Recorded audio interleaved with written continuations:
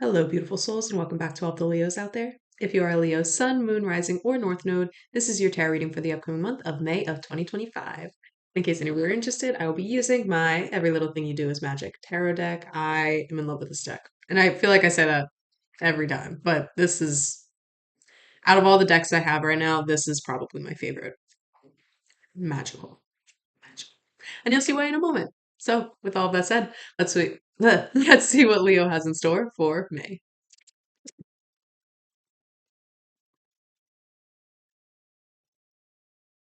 Okay, Leo, the first card to come out fell out facing me, so I saw it right away, was the Emperor. And with the Emperor, another card came out facing down, so I didn't see it until I flipped it. Temperance reverse. So starting off very strong with two major Arcana cards. And then we had the Seven of Wands. And what's interesting is the Seven of Wands fell out with a pile, but it fell out facing up, so I only took the Seven of Wands off. And the card that was directly underneath the Seven of Wands actually ended up on the bottom of the deck. We had one more fall out, though, Three of Cups. And then bottom of the deck, we have the Eight of Cups. And the Six of Wands reversed, which I feel relates to the message for Temperance reverse. So I'm going to pull that one out because it feels significant. So, with the Emperor coming out first and facing up, this is a very prominent energy that you're in right now. You are reclaiming your power. You're really walking with a sense of dignity. Like you know yourself. You're very unshakable right now. Which I mean, Aries that or you're Leo. You're not Aries, but either way, either way, Leo, you guys are naturally very in tune with yourselves and you like to project that confidence outwardly. I think I said Aries because or the Emperor is an Aries card. So it's possible that there are Aries playing significant roles in your life, potentially with what I'm going to talk about with Temperance and the Six of Wands reverse. So if that resonates, keep that in the back of your head. If not, don't take it if it doesn't resonate. But because you guys usually are very confident, very sure of yourself, very in your masculine energy where you like to do things to make you be seen, make you be heard, make you be known. Um, but I think in this pursuit of this overwhelming, like self satisfaction, is what wants to come out. You may have overindulged, which is how we see temperance reverse. You may have gone too far to one side of like, oh, I am the best of the best, so I can do whatever I want. Oh my God. Can you see her? She's joking. Are you kidding me? This is temperance reverse. Oh my God. Do I need to help you, Nelly? Oh, buddy. Girl. Well, thank you for explaining that, actually, because are you okay? You okay, girl? Check it over face up. Check it over face up. I think she's embarrassed. Anyway, that is temperance reversed, is when you get like too big for your britches and you chase after something you know is very illogical and really won't make sense and might put you in harm's way. It's like this overindulgence of self-confidence where you had the opportunity to take that self-confidence and integrate it in a very healthy way, but you chose to just like again get too big for your britches is what wants to come through. Um and this could have been like a quick lesson that you learned and moved and like recognized and kind of brought yourself back. But I think this in combination, oh, I said Six of Wands and Temperance. I meant Six of Wands and the Seven of Wands together. Six of Wands reverse, Seven of Wands upright. I think that like this experience of you trying too much, too soon, too fast, too hard, too strong, etc., in congruence with what came about with the Six of Wands reverse and the Seven of Wands, which I'll get to in a second. It's almost like now your ego has been tarnished, damaged in some sort of way. So now you feel like you have something to prove. Where initially you were walking in this emperor energy as like yeah, this is how I'm walking because I embody this. This is who I am. It's not like I'm doing this to prove something. It's just like this is where I am. But then lots of loud noises. I don't know if you guys can hear that plane. It sounds like it's really close too. So and that's almost what it feels like is like in your mind, there's a lot of very loud distractions coming from outside of you that you are letting get to you, which is why you went towards that temperance reverse energy of like feeling like you can do too much too soon and then essentially falling flat on your face, maybe getting a little embarrassed. And you had the opportunity to stand up, brush yourself off, and then move on. But with the Seven of Wands upright, that talks about like potential challenge coming from outside of you as well. So when you were walking in this like natural emperor energy of feeling very confident, you could have had eyes on you where some people were like, yeah, do your thing, 21, do your thing, you know? Where others, people who aren't as sure of themselves or confident in themselves, recognized and saw you moving in this like in this very, to them it seemed uppity, to them it seemed like unwarranted confidence, and so they started to project like this like really negative ideal onto you. And they're like, oh, she thinks she's all that. She thinks she's this, she's that. It's almost like a jealous coworker where like you're minding your business and then they're just everything you do is wrong to them. And they always have something to say and blah, blah, blah, blah, blah. That's kind of the energy here. And that combined with the Six of Wands, you might have felt that energy come from outside of you because Leos, I adore you guys, but you project this confidence oftentimes because you don't actually feel it internally. You don't always have that sense of surety within yourself. So you try to project it outwardly to try to inspire other people to feel that sense of confidence from within themselves. And the whole time you're still learning for yourself, but you really teach people how to embody that sense of confidence and that sense of self-love. And in the process, it's just you have to learn how to do it for yourself without it being a projection and just it being who you embody. And I think you're on that path with the Emperor. But then these challenges from externally, you may have really internalized other people's perceptions, other people's ideals of like who you are and what you should be doing and all of that. All of that. And so maybe that's what caused you to try to do something that you knew logically wasn't going to work out with that temperance reverse energy. Maybe that's the reason you felt justified or dignified in doing this thing that you knew you were going to fall flat on your face, but you said, hey, I'm feeling good in myself. I'm going to try anyway. And where you did have the opportunity to just stand up, brush it off, and be like, you win some, you lose some. Because you have internalized these outside projections from others, instead of it just being a thing you could brush off, you really like I'm picturing someone like cowering, like going within themselves and like an echo chamber of embarrassment and just like shame almost. Like there's a shame to this feeling. There's a really deep shame. Hmm. You got to heal your shame wounds, Leo. You really have to heal your shame wounds. They're going to amplify in the month of May, but they're only coming up, and these outer projections are only showing themselves to you right now. These outer challenges are showing themselves to you to let you know you have nothing to prove to these people, and that their projections mean have everything to do with them and nothing to do with you. And the moment you recognize that and stop internalizing the things people say or the things people think about you, you will be back in this emperor energy. Of course, it's going to be under some layers of healing that you have to move through, but this is available to you. This true sense of confidence, this true sense of power in the self, this true sense of authority and the ability to inspire others through your action. It's there. It's the first card that was out facing up. So it's an energy that is very apparent to you. But you just you have to be brutally honest with yourself about the ways that you let other people's ideas of you shape who you are more than you let your own ideal of you. You're the only one that matters.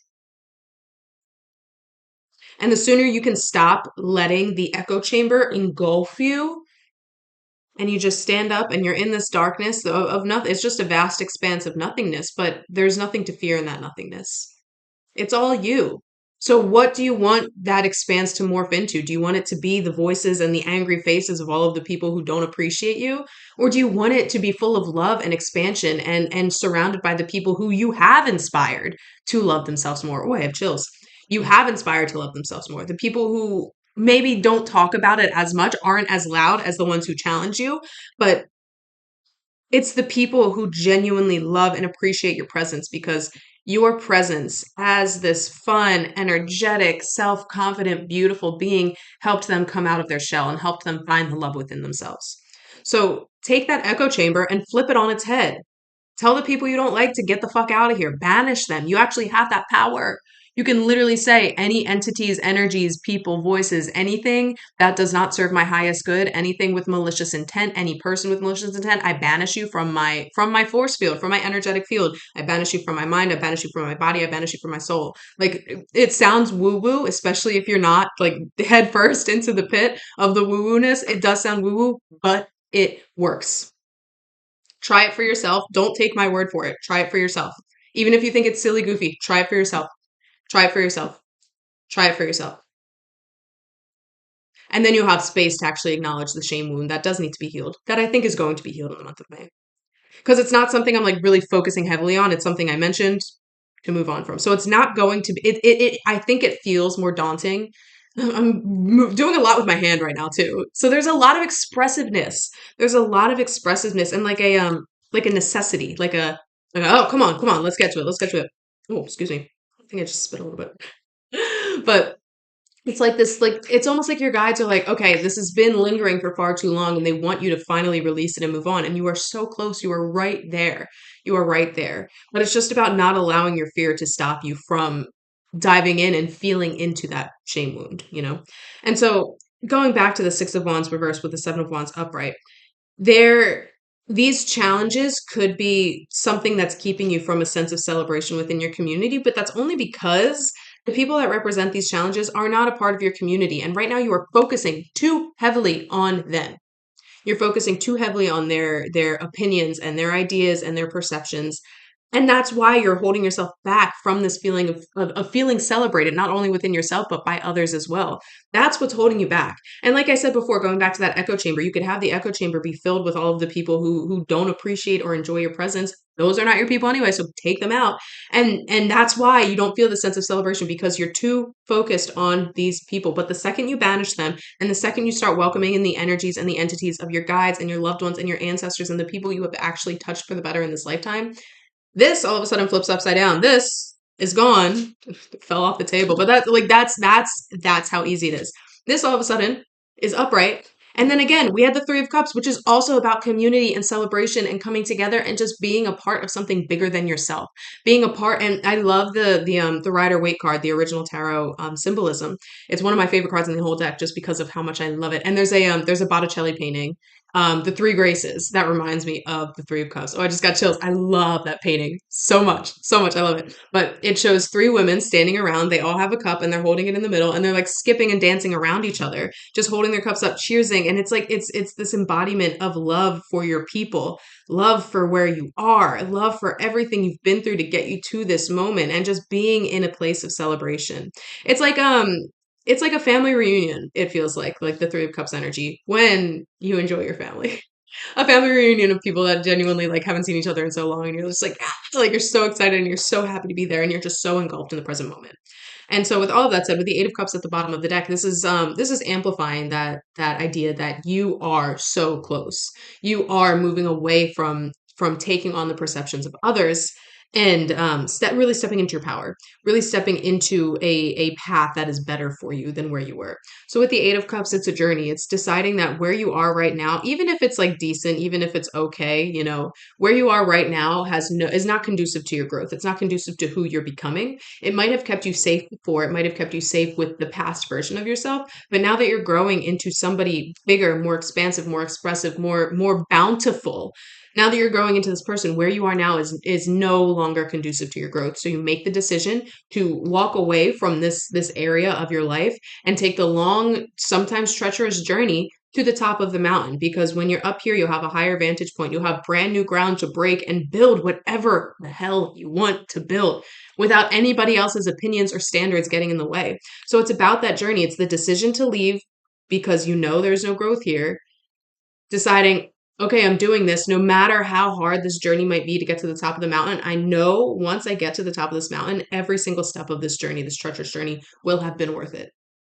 And it's going to be worth it, because this is what's waiting for you at the top of that journey. This feeling of genuine self-love, self-power, self-acceptance, self-understanding, and the ability to simmer in that sense of self and project that outwardly to then inspire others, whether it's the masses, whether it's your family, whether it's your friends, your community, whatever it may be. You are inspiring others by standing in your power. And you're changing others for the better when you're standing in your power. But again, first you have to literally throw away, like I did with that card. It's gone. I'm not even going to show you. Throw away the Seven of Wands energy, the false perceptions of others. And maybe that's where you start. When you hear yourself being negative or shameful or embarrassed about something that you did or said or embodied or whatever it may be, ask yourself, whose voice is this? Whose false perception is this? And make sure you say it's false. Say it's false. Tell yourself it's false. Be like, that doesn't belong to me because I love myself and I'm confident and I'm amazing. And yeah, it might sound pompous at first, but you really start to embody that energy of self love. And it starts with your voice, it starts with your thoughts, it starts with getting rid of the voices and thoughts of those people that are not you, those people that don't love you. And you can do it. I'm going to shuffle again, but I'm going to grab that card first. So the first card that came out is the Four of Swords reverse. The next card, the Five of Pentacles upright. And I'm going to talk about these two cards before I talk about what's on the bottom of the deck because this entire journey is revealing itself one step at a time. So as you make this decision to really face the inner voices, the inner critics, the inner demons that are not yours, as you make that decision to embark on this healing journey of healing this shame wound within you, you are going to feel restless. You are going to feel like maybe you're actually not sleeping at all because the voices, it's like this idea that oh, I'm trying to think of what metaphor I want to use. There are a couple different ones. I'll just use it as it relates. So it's like there is a part of your ego that feels safer keeping these voices of your critics in your head because it gives the ego an excuse to lash out, to act out, to get bigger and more boisterous and more like in your face. And I'm not saying you have to destroy the ego because the ego is who we are. The ego makes you who you are. But when it comes to feeling threatened, that's when the lower vibration of the ego is expressed outwardly. And because internally right now you do feel threatened, you are projecting this like, it's funny that this is what wants to be said. You're projecting this like douchey frat boy energy. When I'm not saying that's what you're doing right now, but when your ego is threatened, that's the outward projection. So where when you're feeling confident in yourself, this is a very healthy expression of the emperor. But I mean, there are some think of how like think of rulers. Think of like rulers of the past. There are some rulers that were kind and just and really ruled with an iron fist, but in a way that was like benefited the entire like the entire kingdom versus other rulers like Napoleon comes to mind, who's too big for his britches, who did too much, who didn't care about his people, only cared about himself. And that's the energy of the emperor. It's the lower vibrational energy of like the Napoleon complex kind of energy versus the really just like Ned Stark kind of energy of a ruler. That is honorable, that does believe in justice, that wants to do well for the kingdom, for the seven kingdoms in that sense, but that's the energy of the emperor. So when you have these voices within your head that are critical, that are not yours, but that are very loud about like how not good you are. When you have these voices echoing in your head, you project outwardly the anger and the shame of the Napoleon ruler, the Napoleon emperor. And when you start to heal those voices, not only is your ego feeling threatened, but this specific ego feels threatened. The Napoleon emperor feels threatened. And what do harsh rulers do when they feel threatened? They go to war. They lash out. They get louder. They blow shit up. Like it becomes very volatile. Very volatile. But it's because this area where he was safe enough to be his douchey self is crumbling. So he's lashing out. So as you're going to heal these voices and these wounds and get them and banish them from your existence, the part of you that feels safer being the victim there, the part of you that feels safer being the victim is going to start lashing out. So the voices might get louder. They might start to actually sound like your voice. It's going to like kick up the storm of like, no, we can't change it. But it's only because it knows it's dying. It's only because it knows that kingdom that existed before is crumbling. And that's what we see with the Five of Pentacles. So not only will you feel restless, but it's like you will feel at one point that everything you know is gone and you have nothing. You're left with nothing.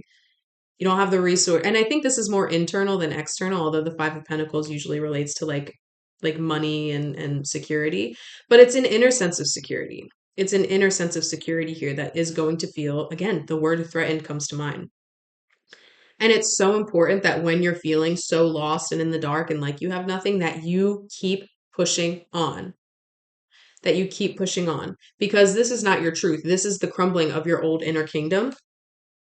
And this is on the bottom of the deck. And okay, so 10 of Cups is on the bottom of the deck. This is what you're moving towards. So even when you feel like you have nothing, this is going to be the last step, the last part of that kingdom crumbling, the last part of the lashing out. And then you recognize once the dust settles that you weren't left with nothing. You're left with fulfillment. You're left with inner harmony. You're left with connectivity. You're left with community. A community you wouldn't have been able to harness if you were still in like this Napoleon complex kind of energy. This is the kingdom of the just ruler that you are stepping into. The just ruler who has nothing to prove and just wants to better, just wants better for himself, for his family, his kingdom, everybody. This is what's waiting for you on the other side of this rubble. And it's about getting through the sleepless nights and knowing that every time that you are feeling restless and like you cannot catch a break, it's because the old structures are crumbling to make new for what was always meant for you, what was always your birthright.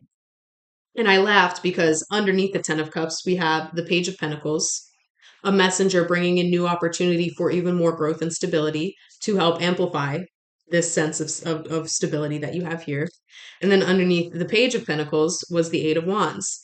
Fast moving energy. It's like once you decide to make this choice, and once you make the choice that you are not going to succumb to what these cards represent, it's going to happen so quickly. So when you're here, it's going to be like a blip in your journey. It's going to be like in no time.